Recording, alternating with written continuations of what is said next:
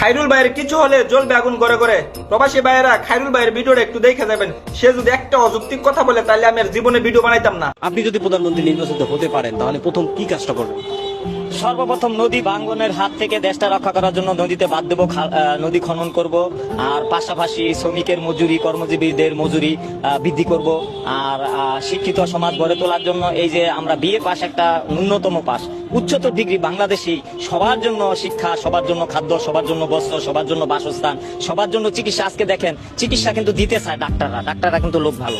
তো আমাদের যেই ডোনেশনটা যেটা দরকার, আমরা উন্নত প্রযুক্তি আছে কিন্তু এগুলো ব্যবহার করার জন্য যেই আমাদের অর্থনৈতিক ক্রাইসিসটা দূর করব, মেশিন পাতি আনা হবে, থানা মেডিকেল গুলোকে 20 তালা 30 তালা করবো সিট সংকট পূরণ করার জন্য, জেলা মেডিকেল গুলোকে বড় করব।